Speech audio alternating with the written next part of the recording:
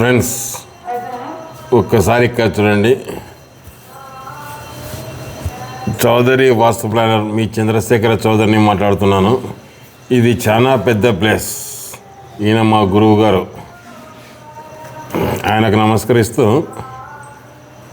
మొదలు పెడదాము. ఈ స్థలం దాదాపు చాలా పెద్ద ప్లేస్ ఇది. అయితే ఉత్తర ఈశాన్య వీధి పోటు ఉంది. ఈ స్థలానికి ఉత్తర ఈశాన్య వీధి పోటు ఉంది. కానీ ఆయన ఏం చేసినా అంటే స్థలం చాలా దాదాపు 250 అడుగులు ఉంటుంది. వదర ఇట్లా దాదాపు 250 అడుగులు ఉంటుంది. ఇట్లా దాదాపు ఇట్లా కూడా ఒక 150 200 అడుగులు ఉంటుంది. ఇట్లా పెద్ద ప్లేస్లో నైరుతిలో మాత్రం చిన్న ఒక ఇల్లు వేసినాడు ఆయన. ఇల్లు వేస్తే ఇంటికి ఉత్తరం అయిందే కానీ స్థలానికల్లా వాయువమైంది. ఈ ఇల్లు కట్టకముందు ఈయన పెద్ద రాజకీయ నాయకుడు. ఈయన మాటకు తిరుగులేదు. దాదాపు ఒక 5-6 మండలాల్లో 2 నియోజకవర్గాలు 7-8 మండలాల్లో ఒక 2 నియోజకవర్గాల్లో ఈయన శాసించిందే వేదం. కానీ ఎప్పుడైతే ఈ ఇల్లు కట్టినాడో ఆయన రాజకీయ భవిష్యత్తుకే ప్రశ్నార్థకం ఏర్పడింది. ఎందుకంటే ఇప్పుడు స్థలానికల్లా కొలిస్తే వాయువులు అవుతుంది. చూడండి, ఒక్కసారి ఆలోచన చేయండి. ఇంటికి ఉత్తరం అవుతుంది కానీ స్థలం ఉంది. స్థానం ప్రవేశం వెళ్ళడం, ఇల్లు వదిలిపోవడం రాజకీయంగా 2 సార్లు ఓడిపోవడం వల్ల జరిగినాయి. కానీ ఎవరు చెప్పినారో మళ్ళీ ఇక్కడ ఉన్న స్థలాన్ని కొనమన్నారు. ఇక్కడ ఉన్న స్థలాన్ని ఇలా స్థలం కొని వీళ్ళు ఇట్లా కలుపుకున్నాడు ఆయన. అంటే ఈశాన్యం పెంచినాడు. ఈశాన్యం పెంచినప్పుడు వాయువం తగ్గినట్టే కదా. ఇప్పుడు ఈశాన్యం పెంచితే ఇక్కడ వాయువం తగ్గినట్టే కదా. వాయువం తగ్గినప్పుడు ఆయన చాలా ఇబ్బంది పడినాడు. అసలు ఈయన ఒకప్పుడు ఈయన వేయించిన సిమెంట్ రోడ్లే నందికొట్కూరు నియోజకవర్గంలో ఈయన వేయించినటువంటి సిమెంట్ రోడ్లే కానీ ఇంతవరకు ఎవరేం పెద్దగా దాని గురించి ఎవరేం పట్టించుకోలే.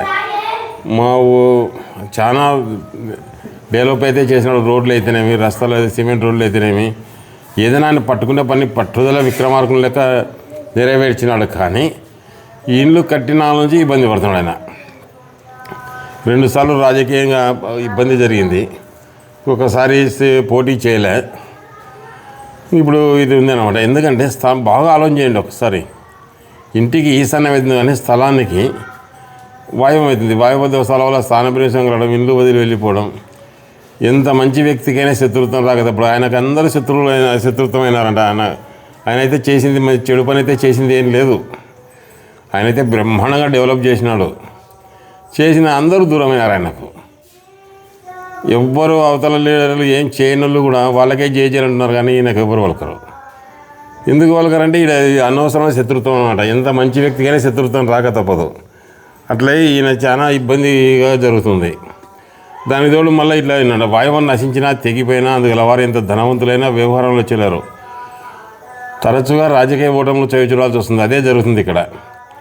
ఇంకొకటి వాయువం అంటే వాయువాన్ని శాస్త్రబద్ధంగా ఉంటే గొప్పవాన్ని చేస్తుంది. దీన్ని ఇలాగా ఇట్లా కాంపౌండ్ గోడ కట్టి ఇక్కడ దారి పెట్టుకుంటే కూడా అది వాళ్ళకు చెప్పేవాళ్ళు ఎవరు చెప్పేదలు వచ్చేది వీరుడో సూర్యుడో అంతా పొడవు పొగిడేది. ఇంకా డబ్బులు 10,000 50,000 20,000 తీసుకునేది పోతుండేది. కానీ సబ్జెక్టు గురించి మాత్రం ఆయనకు ఎవరు చెప్పరు. వచ్చి చాలామంది వాస్తు పండితులను వాళ్ళని పిలిపించినారు కానీ పిలిపిస్తే ఏదీ జరగలే. ఇప్పుడైతే ఇట్లా కాంపౌండ్ గోడ కడితే గ్రిల్ కడితే అప్పుడు అది ఉత్తరం డోర్ అవుతుంది. వీటికి వస్తే తూర్పు ఈశాన్యం అవుతుంది. వీటి నుంచి ఇట్లా పోవచ్చు. కానీ అట్లా ఆయనకు చెప్పేవారు ఎవరు? వాళ్ళకి ఆయన ఎవరి మాట వింటాడా లేదా? వచ్చిన వాళ్ళు కరెక్ట్గా చెప్పడం లే. ఆయనకు ఆఖరికి వాస్తు మీద నమ్మకమే పోయింది. ఈ స్థలం ఇది కొన్నప్పుడు వాయువం తగ్గిపోయాయి. వాయువం అంటే వ్యవహారం చెల్లదు. ఏం చేస్తాం మనం.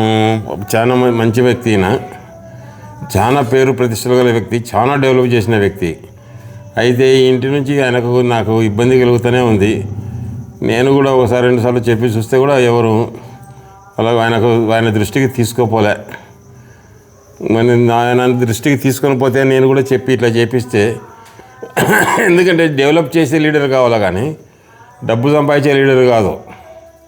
ఈయన డబ్బు లీడర్ కాదు, డెవలప్ లీడర్ అయినా. కానీ ఏం చేస్తాం, టైం బాగాలేదు. థ్యాంక్స్ ఫ్రెండ్స్, ఉంటాయి.